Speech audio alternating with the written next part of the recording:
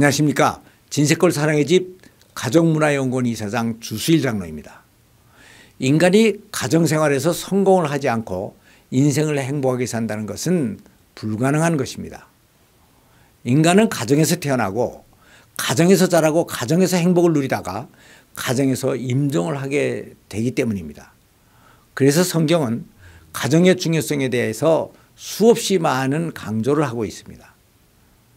인생을 살다 보면 중요한 것들이 많이 있습니다. 그런데 우리 인간들은 모두 능력의 한계가 있고 또 시간과 공간의 제약을 받을 수밖에 없는 존재들이기 때문에 이 모든 것을 다 하면서 살 수는 없는 것입니다. 그래서 우리들이 인생을 살 때 진짜 중요한 것을 바로 선택을 해서 거기에 집중을 하며 살아가야 합니다. 그렇지 않으면 그렇게 열심히 인생을 살고서도 실패할 수가 있는 것입니다. 한 번은 세미나 기간 중에 참가자들에게 당신이 인생을 살아가는데 가장 중요하다고 생각되는 것들을 다 적어보라고 얘기를 했습니다. 그랬더니 참가자들은 집, 별장, 직장, 자동차, 돈, 친구, 명예, 사업, 교회, 사역, 음식, 옷, 하나님, 자녀, 부모, 아내, 건강, 가정 등의 여러 가지들을 다 적었습니다. 그래서 저는 그중에서 더 중요하다고 생각되는 것 3가지만 남겨놓고 다 지우라고 얘기를 했습니다. 그랬더니 대부분의 사람들이 고민을 하면서 다 지우고 하나님과 가정과 돈을 남겼습니다. 그렇습니다. 우리 인생에서 가장 중요하게 여겨야 될 것들은 하나님과 가정과 돈인 것입니다. 근데 세상에는 뭐니 해도 머니가 최고다라고 하는 말이 있듯이 얼른 보면 돈이 가장 중요한 것 같이 보입니다. 그러나 돈이 아무리 많이 있다고 하더라도 가정이 무너지면 그 돈은 유흥비 외에는 쓸 것이 별로 없어집니다. 돈은 식구들이 같이 먹고 살고 집도 사고 옷과 선물도 사고 자녀 교육을 시키는 데 필요한 것들이기 때문입니다. 그래서 가정이 인생의 목표라고 한다면 경제는 그 인생의 수단인 것입니다. 그래서 가정과 돈은 둘 다 중요하지만 굳이 그 우선순위를 따지자면 가정이 먼저인 것입니다. 그러나 가정과 경제를 아무리 잘 세워놓았다고 하더라도 하나님이 없으면 인간이 죽어서 갈 곳이 없어집니다. 그리고 하나님만 계시면 또 그분이 가정도 돈도 다 만들어 주실 수가 있으십니다. 성경을 보면 실제로 하나님께서는 아담에게 하와를 만들어 가정을 만들어 주셨고 우리들에게 만물에 대한 소유권도 주셨습니다. 그러니까 우리들이 맨 마지막까지 확실히 붙잡아야 할 분이 한 분 계신다면 그것은 바로 하나님인 것입니다. 그래서 예수님은 너희는 먼저 그 나라와 그의 의를 구하라. 그리하면 이 모든 것을 너희에게 더하시리라 라고 하는 말씀을 하셨습니다. 이 말씀은 우리들이 인생에서 그 무엇보다도 중요하게 여겨야 할 분이 바로 하나님이신데 하나님과의 올바른 관계를 회복하면 그 외의 모든 것은 하나님께서 다 더해 주신다는 것을 가르쳐주는 말씀입니다. 그런데 여기서 단순히 하나님이라고만 말씀하시지를 않고 그분의 나라와 그분의 의라고 표현을 했습니다. 이것은 하나님이라고만 얘기를 하면 너무나 막연하니까 그분의 나라와 그분의 뜻이라고 명시를 하신 것입니다. 그러니까 우리들은 하나님의 나라와 그분의 기뻐하시는 뜻에 최고의 우선순위를 두고 살아야 되는 것입니다. 그런데 많은 사람들이 하나님의 뜻이라고 하면 그것은 바로 종교적인 열심이나 봉사나 사역이라고 생각을 합니다. 그런데 이 사역과 하나님과의 인격적인 관계는 구분이 되어야 합니다. 그 이유는 하나님의 뜻은 너무나 큰 데 비해서 내가 할 수 있는 일은 극히 작은 일부에 지나지 않기 때문입니다. 그리고 하나님께서 원하시는 것은 그 일 자체보다는 나와의 관계를 더 중요하게 생각을 하고 계시기 때문입니다.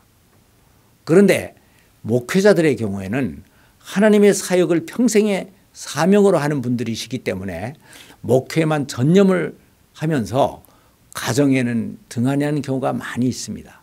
그래서 생각지도 못한 문제들이 야기됩니다.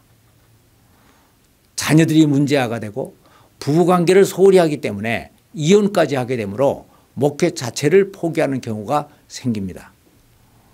그래서 말라기 2장 13절 이하를 보면 여호와께서는 너의 헌물을 돌아보지 않고 기도도 듣지 않으신다고 하셨는데 그 이유는 바로 내가 어려서 택한 내 아내에게 괴사를 행하기 때문이라고 말씀을 하고 계십니다. 그리고 베드로전서 3장 17절 이하를 보면 아내를 귀한 그릇으로 알고 지식을 따라 아내와 동거하고 아끼고 사랑하라고 하셨는데 그 이유는 바로 너희 기도가 막히지 않게 하려고 함이라 라고 말씀을 하고 계십니다. 이 말씀은 목회자라 할지라도 가정이 잘못되면 목회가 성공할 수도 없거니와 하나님을 기쁘시게 할 수도 없다는 것을 가르치고 있는 것입니다. 대부분의 사람들이 가정이 중요하다고 다 얘기들은 합니다. 그런데 실제 생활에서는 가정을 그렇게 중요한 것만큼 중요하게 여기며 살고 있지를 않습니다. 이 말은 부부관계와 부모자식지간의 관계, 형제지간의 관계가 세상 다른 일에 비해서 관심과 물질과 시간을 투자하는 면에서 그 우선순위가 항상 뒤로 밀린다는 것입니다. 물론 이것은 일부러 그런 것이 아닙니다. 하기는 해야 되겠는데 가족들은 언제나 내 주위에 있으니까 언젠가는 하면 되지 하고 막연하게 생각을 하니까 그렇게 되는 것입니다. 여기에서 꼭 기억해야 할 것은 가족들이 언제까지나 지금처럼 내 곁에 있지를 않는다는 것입니다. 우리의 부모들은 우리들이 철이 들어서 효도를 제대로 할 수 있을 때까지 그렇게 오래 살지를 못합니다. 아이들도 언제나 우리들이 쉽게 안아줄 수 있게 작은 애로 계속 남아있지를 않습니다. 저는 옛날을 돌이켜보면 후회가 되는 것이 하나 있습니다. 그것은 바로 저희 아들이 어릴 때 제게 늘 아빠 나 무등 태워줘 그리고 공부밖에 하자라고 늘 매달렸는데 그때는 그것을 제가 몇 번 해주지를 못했습니다. 그때는 저도 한참 정신없이 사업을 하고 있을 때였고 또 주일은 주일대로 반사, 성가대, 청년의 봉사 등을 하면서 항상 바빴기 때문이었습니다. 그런데 지금 그때를 돌이켜보니까 그것이 바로 행복이었는데 그때는 제가 철없는 청년 아버지여서 그랬던 것 같습니다. 그런데 지금은 제 아들은 키가 커서 184cm이고 몸무게가 90kg여서 무등을 태워줄 수가 없습니다. 그리고 지금은 아들과 시간을 좀 같이 보내려고 야 이번 주말에는 식사라도 같이 하자라고 하면 아버지 저 약속이 있어요 하면서 나보다 제가 더 바빠합니다. 그래서 우리들은 세상을 살면서 부모님께 효도할 때가 있고 아이들을 안아줄 때가 있고 아내를 사랑할 때가 있는 것입니다. 그런데 가정에 대한 우선순위가 늘 뒤로 밀리다 보니까 행복을 놓치는 경우가 많은 것입니다. 하나님은 우리 인간들이 행복을 누릴 수 있도록 가정을 주셨고 물질도 다 주셨습니다. 그러나 이러한 것들을 받아서 직접 행복을 누리는 것은 바로 우리들 자신이 해야 할 몫인 것입니다. 감사합니다.